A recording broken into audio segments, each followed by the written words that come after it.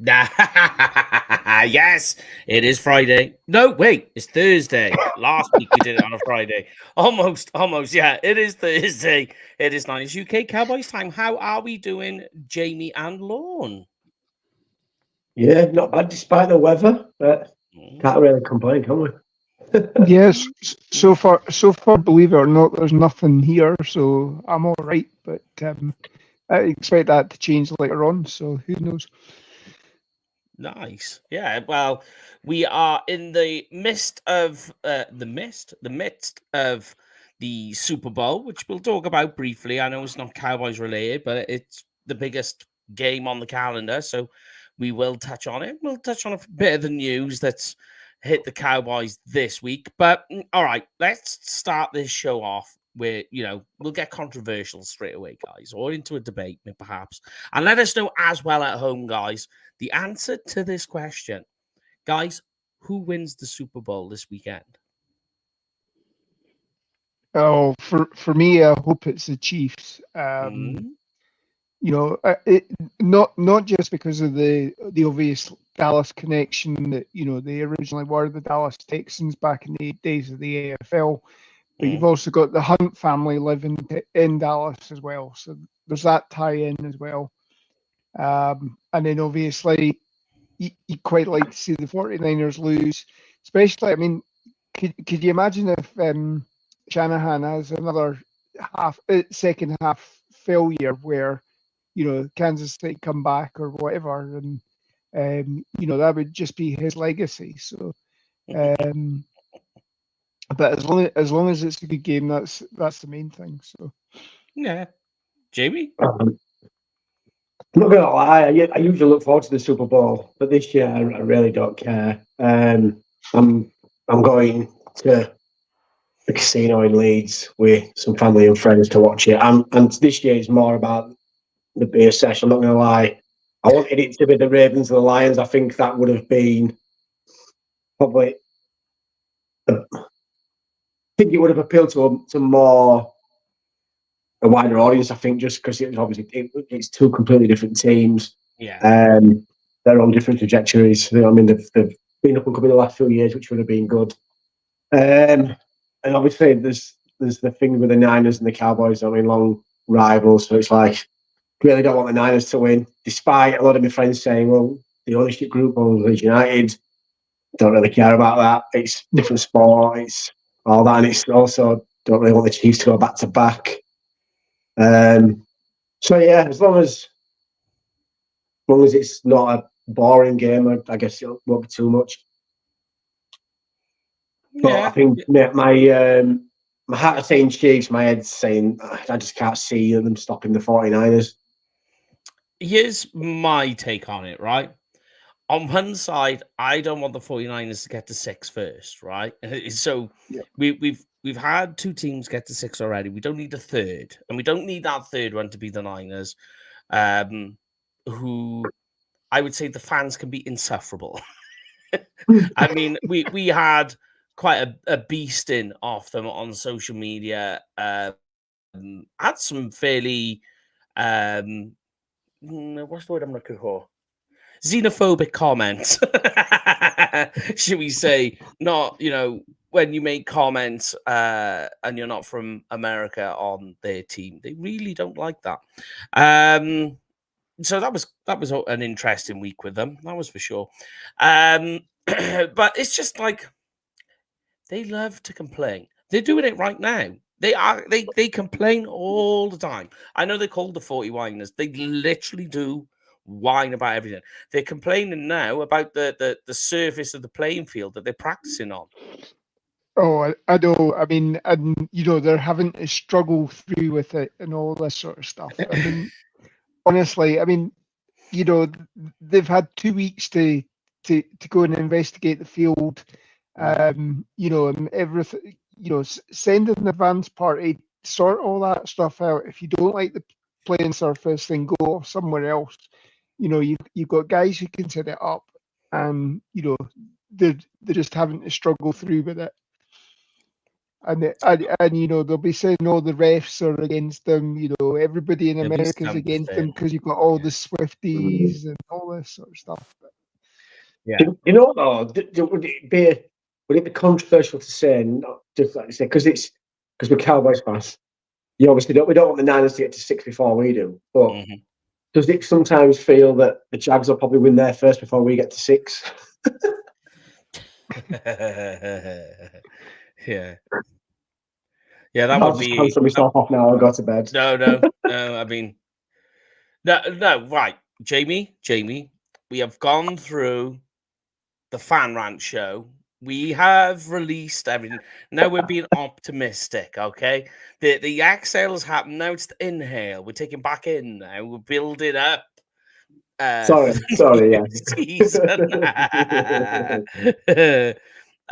But yeah, I mean, I'm going to be honest, right? So, I mean, I'm going to a Super Bowl party Sunday, but I haven't booked. But usually, I will book the Monday off, and I haven't. So, like, my plan is to stay for so long, and then I'm just gonna call it a night. Mostly, I'm just going, like you are, Jamie, for the togetherness, to be with everyone, with friends, and have a couple of beers. But I mean, like for myself, yeah, I mean, I'm doing much the same, except like halfway through the night, I mean, you think in the UK, the Super Bowl kickoff is around midnight or just before. So by the time the game, yeah, but you think by the time the game finishes with the halftime show that you get and everything as well, you're looking like 4 in the morning, 5 in the morning when these things finish. So yeah, I think once it gets to a certain time of the night, I'll be quietly meandering off, getting my head down. It'll be the first time in a long time I've done that, mind. Even that, like, not to be short, like, but even the halftime shows, not even, well, to me anyway, it's not appealing. Like, I'm not a massive Usher fan, but like over the last few years, there's been some really good ones, haven't there? Like The Weeknd, Rihanna. We obviously had the Dre. one with Dre, Eminem, Snoop Dogg. Do you know what I mean? Like, that was a good one. I just feel like it's gone a little bit back. I mean, I know it's not a lot of people's cup of tea, but I'm just thinking it's like a matchup we didn't want, and it's just not even a interesting Super Bowl halftime show. Yeah. And I mean, like, the other side of it, now, it really does not bother me, right? I don't see the issue. Like, on one side, there's the 49ers with, getting to 6 before Dallas and all the rest of it. And then on the other side, people are complaining because they're like, oh, God, the Chiefs, and they're tied with Taylor Swift. Like, doesn't bother me personally, but I can see how it winds people up. That you're, say you're on the opposite team and your team is losing, and then it's going to Taylor Swift who's dancing in a box. Like, I can see how that winds you up. For me, it's not that much of an issue. But then what the narrative is going to be after the game, if the Chiefs lose, it's just going to be, very hard hitting with Taylor Swiftness. Yeah. I mean, the thing is as well, the whole Taylor Swift thing has been blown out of proportion. If you saw some of these actually gone and charted the amount of time, the amount of airtime she actually has, the number of times they cut her and all that. And I mean, it's less than 90 seconds, even in the biggest game, even in the game that she was most featured, which was middle of the season. I think she was picked up 5 times, and it was 1 minute 45 seconds that they talked about her. And to be fair to her as well, I mean, when they cut her a couple of times during the AFC Championship game, she was she was actually telling the cameras to go away. So yeah, she's just wanting to be there for Travis. Fair enough. I certainly think if this had been some sort of publicity stunt between the two of them, or some sort of thing like that, then it'd be over with by now. She's talking about making a 13-hour flight coming back from Tokyo to go to this game. There must be something there between them, and it's only the press that are blowing it out of proportion. And for a start, if it's getting all these extra fans interested in the NFL, it's only going to be good for salary cap, because all these Swifties that have gone and bought T-shirts and everything like that. That all goes into the collective bargaining pot. Yeah, true. You know, and it boosts the cap. So you know, this is great for us as far as I'm concerned. Yeah, I just think as well it's that I know she's a global superstar and he's obviously an NFL superstar, but it's like strip that back and they're just people. And I mean that in the great respect in terms of they're together. It's like they're in the public eye all the time. It's like let them have this part of their lives not published all over the TV and whatnot. You know what I mean? Like, you know what I mean? I imagine obviously with his schedule, their schedule, that I mean, it's going to put a lot of stress on it anyway. Do you know what I mean? To get back and forth, it's like just give them the privacy. Like she's probably going to make the trip, but that's I think anybody would do that, and I'm not being in any disrespect. It's like that's what you do for someone that you're in love with, and it's you go that extra mile. But like just let them have this thing. Everybody gets to see every other part of their lives. Let them have some sort of frigging privacy. And if she wants to go to the Super Bowl, then fair play to her. I mean, if not, then you can understand why not. But yeah, just I sometimes the press just intrude a little bit too much on people's lives, don't they? In that sense. Yeah, I'm with you. Yeah, that is true. So give me your predictions, guys, for this weekend. Who is winning Super Bowl MVP? I've said all along, I think it's going to be Christian McCaffrey. Would be different. I think if the Chiefs win, then it's got to be Mahomes. Mahomes is really, you know, statistically this is one of his worst seasons, but it's not his fault. It's his receivers are dropping balls. Yeah. You know, if unless somebody like Pacheco goes and runs all over this 49ers defense and scores 4 touchdowns or something like that, I think it's going to be Patrick Mahomes that will be the MVP. I like that. All right, give me then, right, guys, both of you, give me one, like a hot take, like something you feel could happen in this game that's completely wild, that people wouldn't predict would be in this game. I'll give you one. I'm going to say that Patrick Mahomes scores a touchdown off his own pass. He's going to do one. He's going to do one better than Lamar Jackson then. Yeah. So that's my prediction. Is there's going to be a weird play? There's going to be some funky play that happens that makes the door swing from one end to the other. But okay, give me your wild predictions, guys.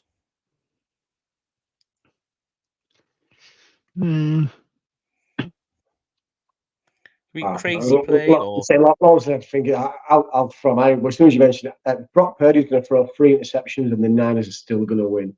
Oh, I like that. That would be very interesting. Yeah. And you know, it's not too far fetched either, Jay. I'll say Chris Jones has a scoop and score.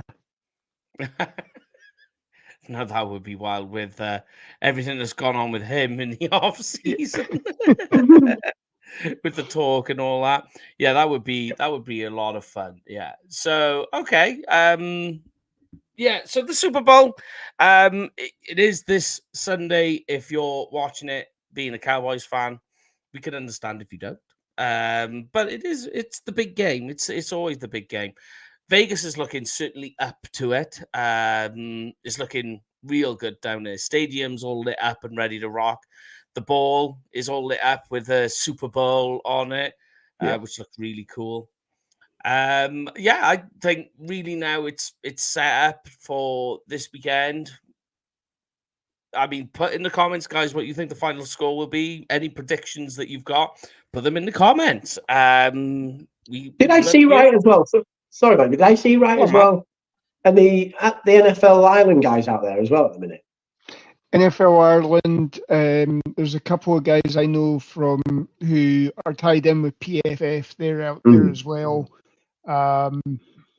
So there's a lot going on. You've got Richard Graves with his Graves on Gridiron podcast. Cowboys fan himself, he's out there. So there's a big contingent out there, and obviously ITV have got Jason and Osei and Craig Doyle and all that, and you've got a fairly all-star cast on both. Well, certainly on the Sky broadcast, you got Kevin Harlan's daughter getting involved as well with the Sky broadcasts. So, it's all good, and you got the usual as well. Jeff Reinbold's doing some stuff out there. Yeah, I've told him to go put $30 on red, and then if he wins, to get himself a large glass of red, and he said he'll send a picture if he does it. I was like, come on, get in there, mate. Go on. So he did like the shout. He was like, good call. So that'll be interesting if that pulls off. I'll be like, yay! I helped get him drunk responsibly. I bet he's being really super responsible with his red wine this weekend. You will not see a more responsible man with his red wine this weekend. Right. Okay, let's get into the news. Let's get into some Cowboys news then, guys. Let's get away from the Super Bowl for a bit. So we were speaking on Tuesday. We went through some coaching talk. This was pre-Rex Ryan. So give me your thoughts, guys. What do you feel on the Rex Ryan idea and how you feel this moves the needle on the all-in talk Jerry Jones said a few weeks back? I think for me, it's certainly, Isaiah Stanback spoke about it on Talking Cowboys this week, that, that was his pick. He got lambasted by the other guys for saying that. And then the next day it comes out that he was actually an interview. It's interesting considering how outspoken he's been about the Cowboys on all of his TV shows, etc. I mean, he was just as bad as Stephen A. Smith, I would say, in some of his takes. I think he's certainly better than Rob Ryan, who was our defensive coordinator all those years ago as well. That was an interesting time. Yeah, I like the take that Isaiah Stanback had, that his defense was one of the hardest when he was playing for the Patriots. That every time they had to face the Jets defense came up with a new wrinkle and everything like that. And that's potentially what we're looking for.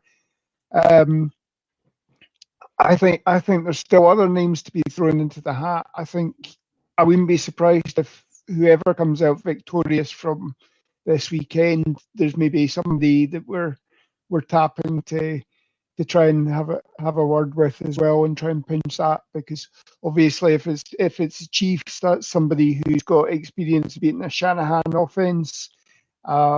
If it's one of the 49ers coaches, then again that's somebody who's used to going up against Shanahan every week in practice. And I obviously has that understanding as well. So it certainly sounds to me as, I know Jerry would love to be able to announce it on Saturday or Sunday morning or whatever, just before the Super Bowl kicks off. But I think I've heard that Goodall's put an embargo and things like that, that there's not to be any press conferences by any other team on the day of the Super Bowl. So there's no headline pinching there. So, which we know Jerry likes to do. Yep. So I mean, like, I put a tweet out and it listed what it was like with Rex Ryan when he was defensive coordinator for the Baltimore Ravens, and you go back and you look at it, his defenses are like, they're first. There's one year where I think the last year he was first in turnovers, second in points allowed, second in yards allowed, best. You go through it and you look at some of them and you go, wow, no, the resume is strong as defensive coordinator for Baltimore. There's one year where they're first they were the best defense in terms of yards allowed, best in terms of points allowed, and like second or third or fifth perhaps in turnovers. And you look at it, you go, it's strong. I think what the issue is, right, Jay, and tell me what you think on this, that everyone looks at Rex Ryan and goes, yeah, but he hasn't been in the league for several years now. And the last time he was in the league, he really didn't look great as a coach for the Jets. And my argument to that is twofold. It's one, he had to take on the Jets. That's already, as we can see, a difficult task to take on. And obviously, we've mentioned it time and time before that some people are built to be head coaches and some are just built better. I've got to eat my own words with it. They're built better to be offensive or defensive coordinators. They just seem to be better in that role. We're going to see this now with Dan Quinn, perhaps. But what's your feeling on Rex Ryan? What do you think, Jay? I kind of understand it, because a lot of the kind of the noise coming out was that Jerry wanted someone that's been a head coach to take that position. And I guess if and that's no disrespect to nobody else, but I think if they're going to go all in, I think they're going to have to look at that kind of mold of a coach. Is it the right one? Maybe 3 or 4 years ago, yeah. But I say he's been out of the league for a while. The league's changed quite a bit since he was last in it. So I think there's probably better suited ones out there, and there's a few that I'm surprised still haven't got jobs, but I just don't think personally it would be the right move for the Cowboys. I say just for the fact he's been out of the league for so long, especially when there's guys like a Vrabel still out there, and I mean, I know there's been talks with Zimmer, and maybe would he probably be a better fit than Rex Ryan? But I say it felt sometimes like I'm talking about his brother, but for me, it always seemed like stuck in his ways, like his brother. When he was the coordinator for us, it was just like felt very kind of Garrett. It was like there was a plan A, and that was kind of really it. There was nothing else. So I think we need someone that's going to be a bit more broad-minded and a bit open to change when shit is the fans. Sorry to use the term when it comes to that, and the defense isn't playing well. Yeah, I mean, like, you're talking of no planet. I mean, that's Dan Quinn, mind. We just had that with Dan Quinn. In some respects, he's very much like what he comes out with, he won't adjust to. So, so if you're saying you want somebody who will adjust during the game on the fly, so you're a front runner for Mike Zimmer, then, are you? I would prefer him over Rex Ryan, yeah, definitely. Like I say, I think it's been known to be able to do that before. So the personnel there, could it be that might be a better suited fit for the Cowboys? But what do I know? It's just, yeah, like I say, we have 4 opinions there, and I'm sure there'll be people chewing in Jerry's ear saying this is a good move, this isn't a good move, or have you considered this guy? But it's just, I'd rather it get done quicker and then leave it and let it linger on. Like I say, let's just get this off. Like it always seems the same with the Cowboys. You know what I mean? Like, how many times do you see other teams in the spotlight for a defensive coordinator or offensive coordinator's role being up on the team, and it's just like this merry-go-round of, well, this guy's now linked, they've interviewed this guy. It's like other teams seem to be in the background and kind of just get it done, and the Cowboys just like to kind of sometimes feels like drag these things out and try to get in the spotlight as much as possible for any little thing.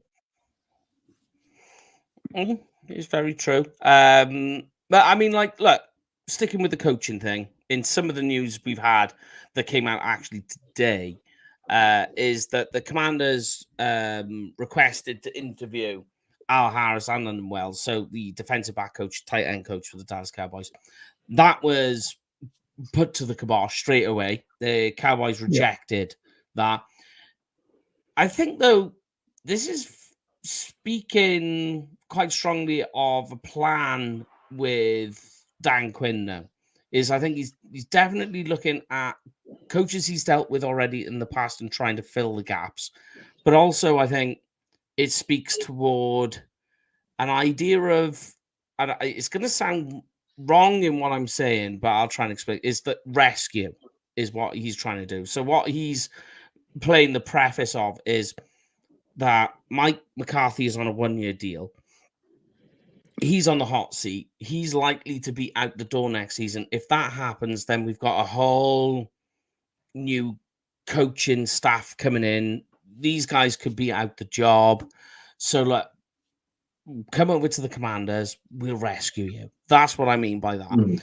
But they didn't allow it, which is quite interesting. I mean, do you guys have any take on this particular move? I think the Cowboys are entirely right to keep both of the guys. I mean, we were questioning about bringing Lando Wells in, but I mean, if you saw the job he's done, not only with Dalton Schultz but Jake Ferguson, there you go. You still actually got something out of Schoonmaker last year. I expect him to make a leap this year. Similarly with Al Harris as well, we've got this defense. Whether you say it's the pressure that Dan Quinn created or not, but this defense has gone from a defense where cornerbacks were basically tackle the guy, don't go for the ball, just tackle the guy and limit the yardage given up, to go and get the ball. And we've had two guys in the last 3 years that have actually led the league in interceptions. I know Brian loves this player, but when Jeff Heath is leading the team with 3 interceptions in a season, that means your defense isn't turning the ball over. It's maybe forcing punts, but it's not actually creating a short field by turning the ball over. And that's what you need. And sure, that leads to busted plays and what have you, but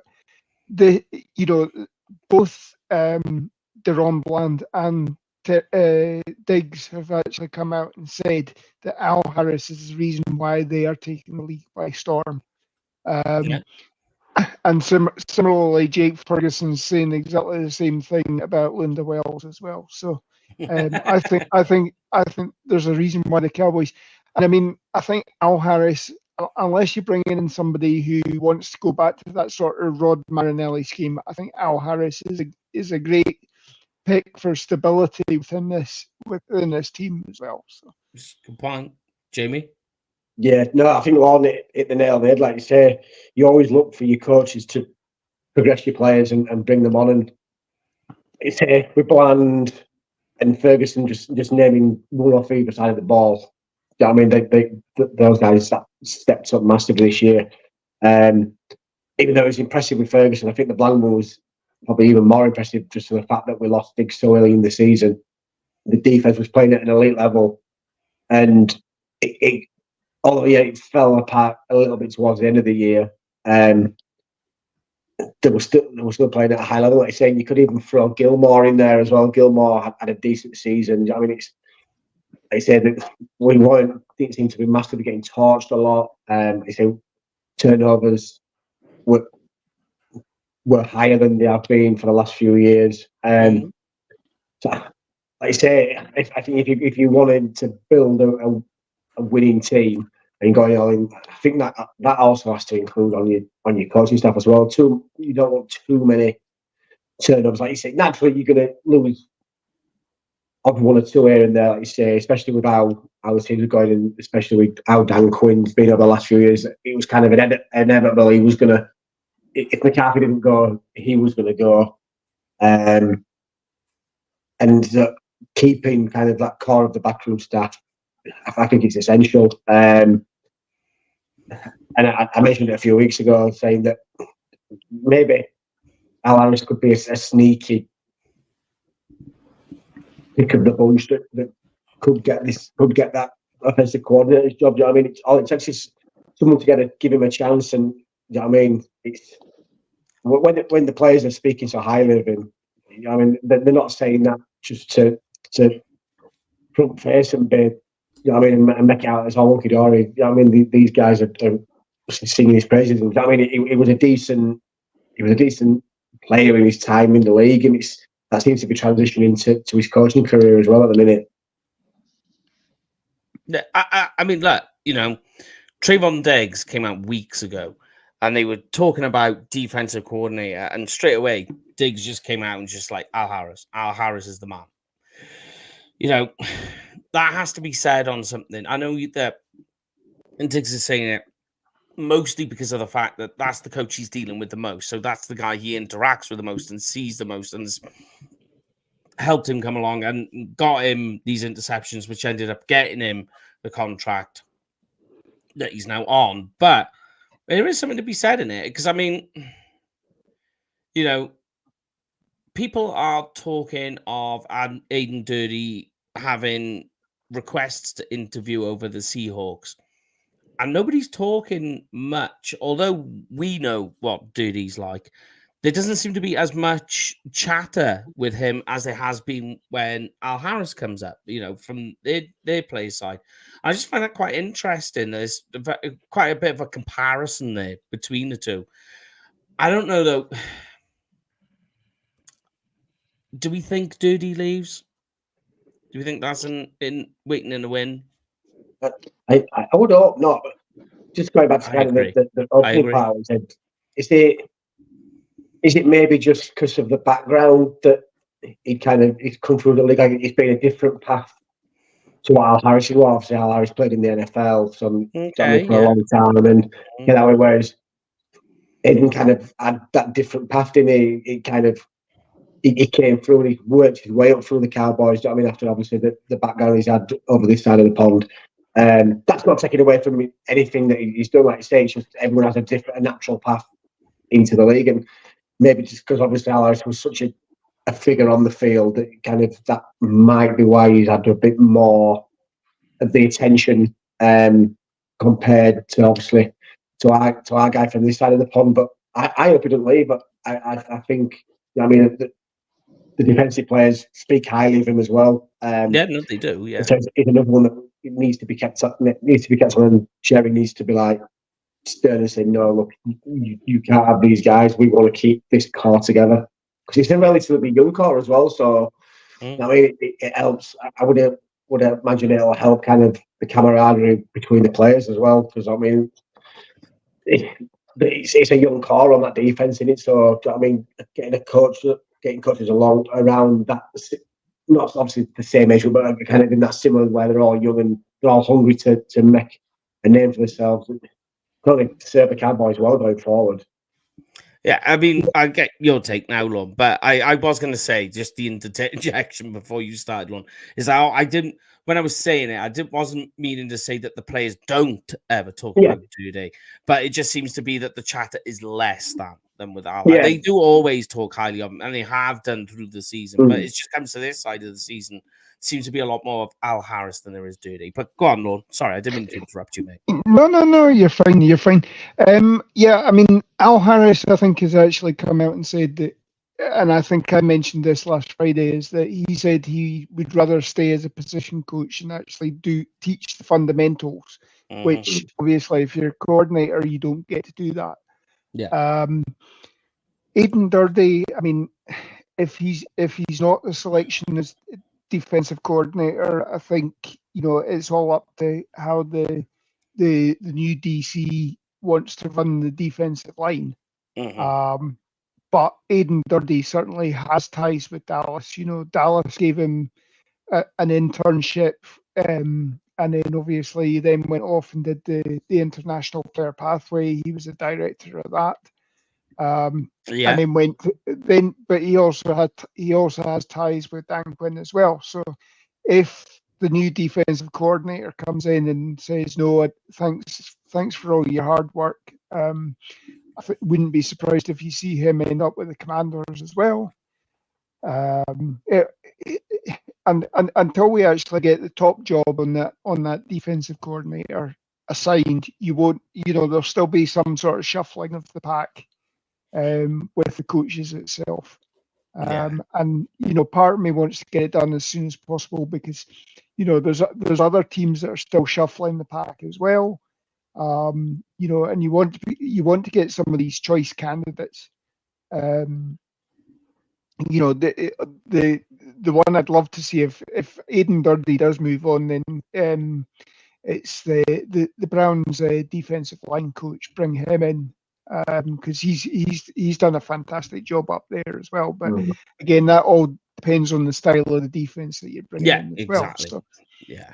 Yeah. I think once you get your defensive coordinator in, from there it can filter out then on what your plan is with the positional coaches. Because, like you say, it's all about style, what it is you prioritize, where you feel certain coaches will be better to coach, what it is you're trying to implement. So it's a big part of it. I don't think Al Harris goes anywhere because I think whoever's the defensive coordinator that comes in will already know how the players are acting positively to him, what their feelings are towards. And you don't really want to, when you know that there's a strong bond there, you don't want to kind of upset the apple cart too much with those players because then it puts you on the back foot to begin with from day one. So I think that would be the case. Durday, though, I'm not sure. I don't know what goes on there. And, the Seahawks make a lot of sense, I think, for him to go with what they're doing there and the defensive line and defensive plays he will get there. And it fits him what he would do. So it could happen. And if it does, good luck to him. We'll have to see what goes on. It'd just be a shame to lose a guy like him, I think. And especially, with the UK ties as well. Yeah. That would be a shame. But let's go to the player side then, right, guys? So I wanted to hit something because it coincides with the draft, with what we're talking about today, or what the draft show is supposed to be about, looking toward the draft.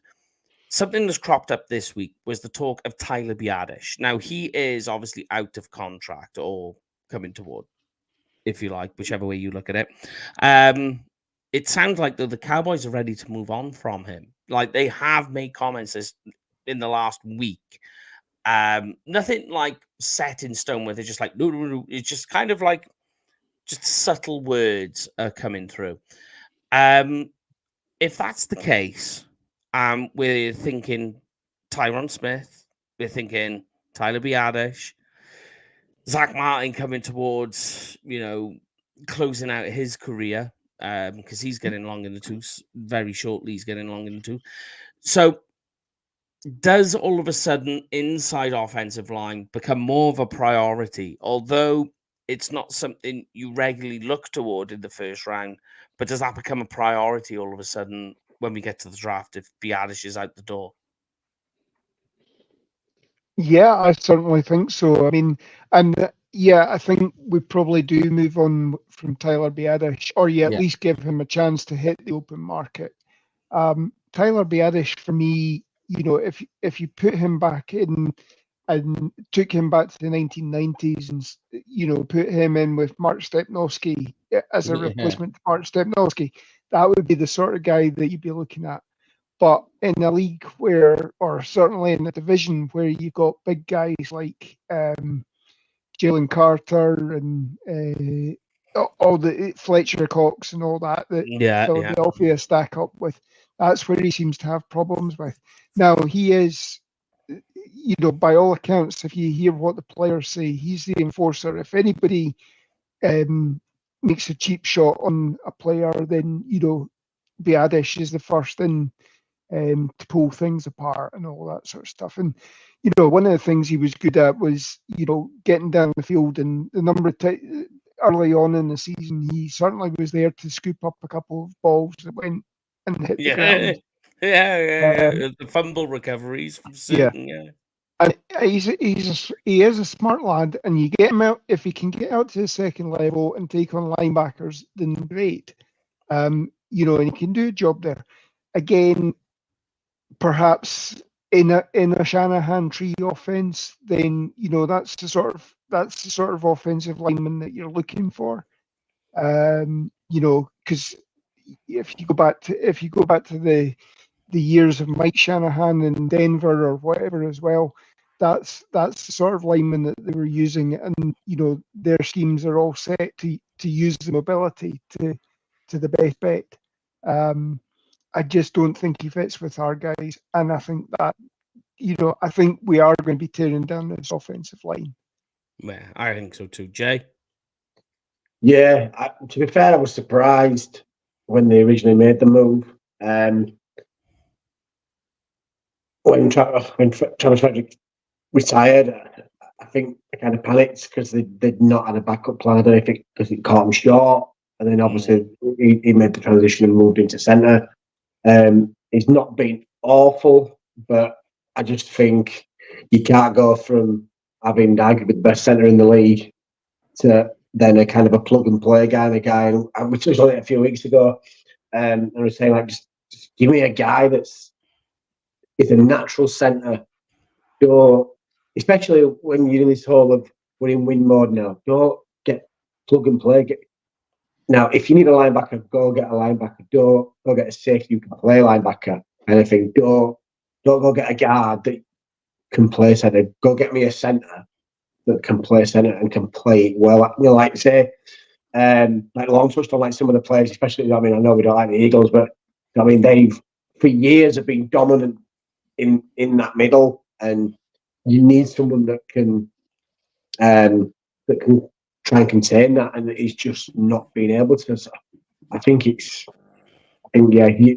as much as left tackle, depending on what you do with Tyler Smith, is if you're going to keep him as guard, so then it makes left tackle probably a priority, but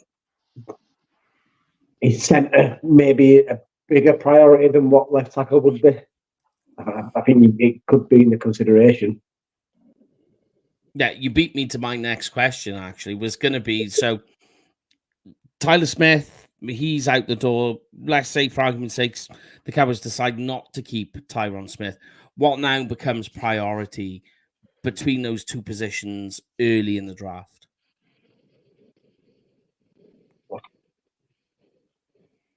I don't know what one is. Personally, I think I would say centre just for the fact. That's what I would go with, yeah. Like I said, there's guys on there that can put a natural guards that can fit in there. We know Tyler Smith was naturally brought in to be the heir apparent at left tackle. So you could probably look at that and have another go at that and say, right, look, now we've got more opportunity to get him in there, a lot more, and play him there. So I would say, yeah, centre is probably the one, but then right, not far behind it is the left tackle spot. Yeah, they're close to each other. Yeah, I mean, I always say build an offense and a defense right down the middle. Like that should be your focus to begin with. So on offense, it's center, running back, quarterback. The other side, a defensive pass rusher, linebacker, safety. That's how I always say it. Just go right down the middle to begin with, and then flare out from that. I don't know, but what are you thinking, Lon? Are you in agreement that center would become a priority over tackle? Yeah, I am, because obviously where this offense failed last year is getting yards in between the guard and centre, in those A and B gaps, and especially as well. I mean, if somebody gets around the outside, then Dak Prescott's surely able to scamper. Again, it's much the same as Jason Garrett always wanted to protect Tony Romo from the pressure up the middle, because Tony could get out and get outside and buy time and everything like that. And as long as you've not got both tackles holding at the same time, then it's easy for Dak to get out one way or the other. But if it's all coming straight up the middle, then that's difficult to react to.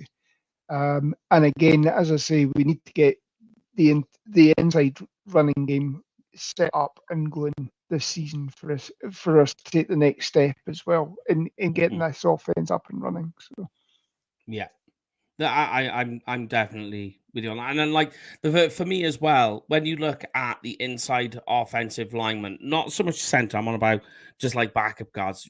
There's a lot that we can do to do that. Where Tyler Smith has got the flex, you tested to it earlier, Jay, that you can push him to tackle if this is what they decide to do. And if they decide to say, right, let's get our center this year, we'll fiddle about with that left guard position. We'll put Tyler Smith, will kick him out, and then next year we'll because I think, like a guy like Hoffman, I think is a type of guy who isn't going to kill you.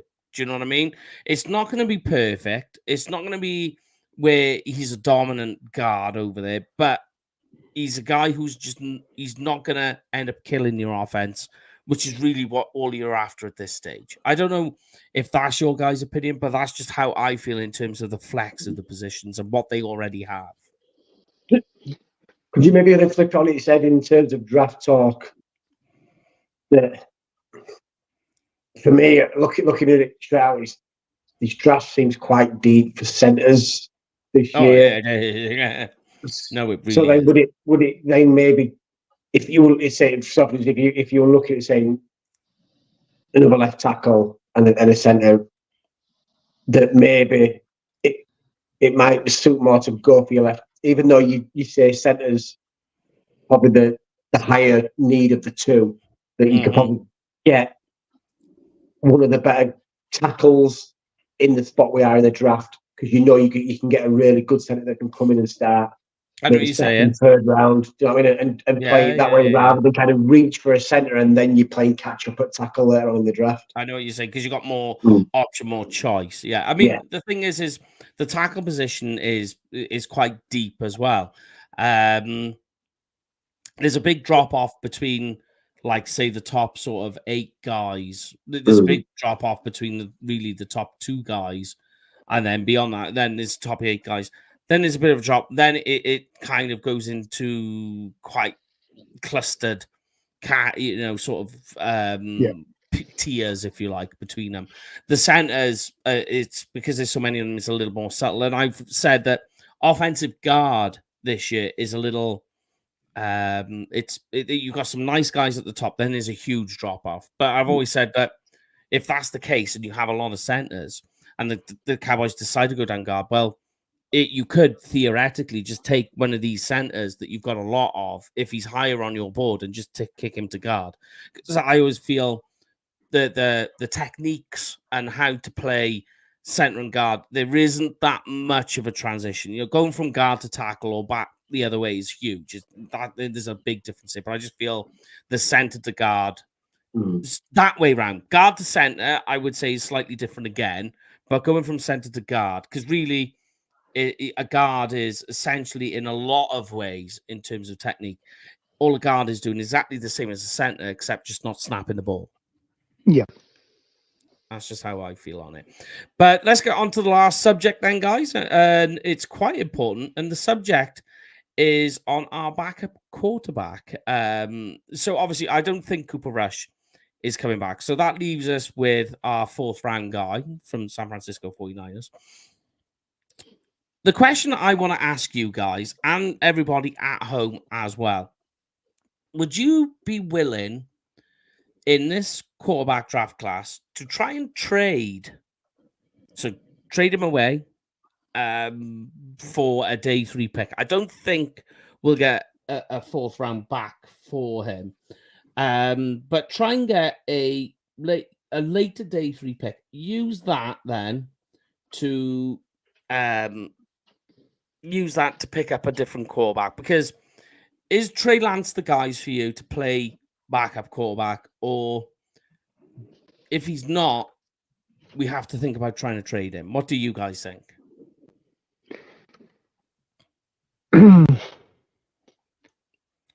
I don't think you trade him until training camp, if anything. If he shines in preseason, and obviously a team goes down there and loses their starting quarterback in preseason, then there's an option there. Again, I would feel potentially better, with Trey Lance than I would Cooper Rush if you were talking about Dak Prescott going down for the season. Because Trey Lance is a mobile quarterback, much more mobile than Cooper Rush is. Oh, definitely. Now, I've certainly seen, obviously, there's news articles saying that a lot of people are saying that Trey Lance is a bust for us. It was a wasted trade and all that. I felt that from the start. Just because, again, everybody's referencing the fact that, he didn't get on the field. But unless the coaches were suddenly going to have pure confidence in him, there was no way he was going to get on the field, because as that emergency quarterback, the only way he was going to get on the field was to have both Cooper Rush and Dak Prescott go down and, bring him on the field. And then, and you're talking that it's got to be, he goes down completely for the game, because, as if somebody, while he's in the blue tent, he then gets told that he's clear again, then Trey Lance gets relegated again, and whoever it is goes back in. But you've seen. We were talking to the guy in Dallas, Two Live Craig, and the quarterback he was coach. saying that quarterback coach, off-season or out of team quarterback coach. And he's certainly been working on the footsteps with him. Again, he's relatively inexperienced coming out of college. He's at least played a good season with the 49ers as well. Wasn't terrible for the 49ers. Obviously had that gruesome leg injury. That's now he's had a full year to recuperate from that as well. Or 2 years to recuperate from that. I just think it's too early to be casting them off just now. Otherwise, you will get, people saying that it's a laughing stock. There is that. The narrative it creates. That's a good point. Yeah. Sorry.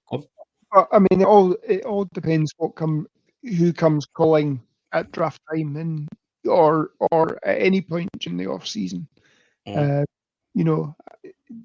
Jerry's always liked to do a deal. He's tempered that in recent years. But if we're talking about being all in, will we back to seeing Trader Jerry in the draft? And we're up. We're going, oh wait a minute, we've got the 24th pick. No, we've got the 30th pick. No, we're up to 28 again, or whatever. So, yeah. Jay, I mean, what's your thoughts here on the idea of shipping off Trey Lance for the draft? I mean, Lauren saying no, don't do that. Wait for training camp and decide. I'm saying try and see what you can get for him, because I was very vocal from the start that I felt that trade was a wasted trade. Like, this is before the riot, but I mean, we're talking pre-season when I was making these comments, or when the trade happened. Because that 4th round pick is being for the Dallas Cowboys.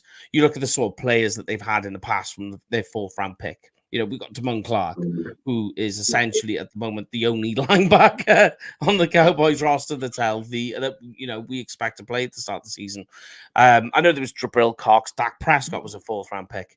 You look at the 4th round pick that the Cowboys make, they've always been fairly successful. I know I just mentioned Jabril Cox, and people are like, well, on the surface of it, when it started, it looked good, and it kind of got there. Then Jabril Cox got the injury, and off we went, and away that went. We got overshown. There's another example there. Hold on. Yeah, he was a 4th round pick, wasn't he? Yeah, he was last year's 4th round pick. Yep. Yeah, that's fine. Yep. But tell me what you think, Jay. What should the Cowboys do with Trey Lance, and are you happy to keep hold of him for now?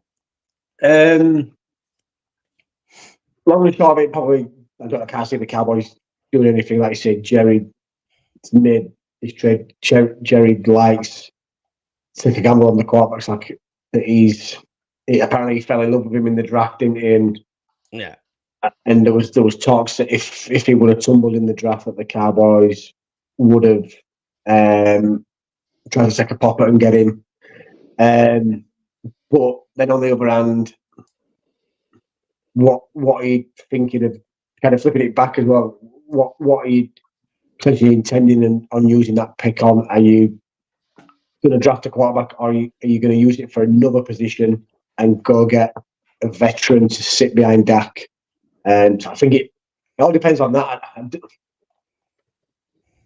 If you're going to use the pick and draft a quarterback that's essentially not going to sit, or not going to see any playing time, then what's the point in trading him? Because essentially you're going like for like, aren't you? I know Charles isn't a rookie, but you might as well keep what you've got, knowing he's had some, if not great, time on the field, and seeing that way, and maybe going and using that fourth rounder for maybe a linebacker, or even addressing the offensive line. That's probably more of a need than a quarterback. I think it depends on how you want to flip that pick, if you do make it.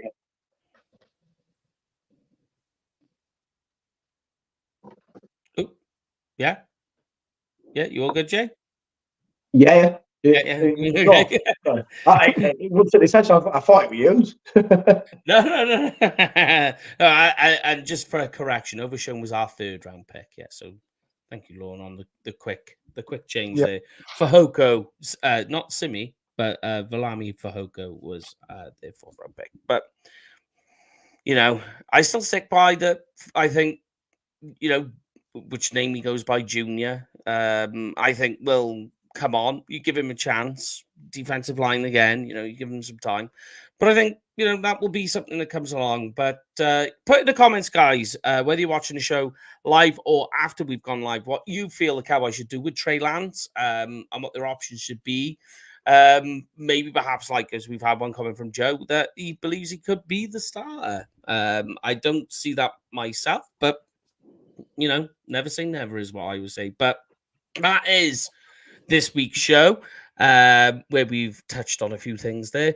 As I say, Super Bowl this weekend. So if you are watching this show after the show has gone live, put in the comments what your plans are, or speak to us on the group or on Twitter.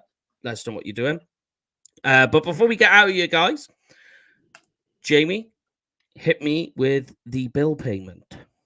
Yeah, if you're planning on going to watch the Cowboys in 2024, make sure you hit up our sponsors, Cowboys Experience, for the ultimate Cowboys Experience game ticket, stadium tours, meet and greets.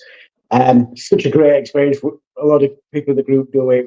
The group tour, we went there last year for the Thanksgiving game and had an absolutely unbelievable time. Meet some amazing people, plus former players, current players, and you definitely won't regret it if you want the top experience. So when you're going to book, use the promo code of UK Cowboys and you will get what, guys? Free stuff.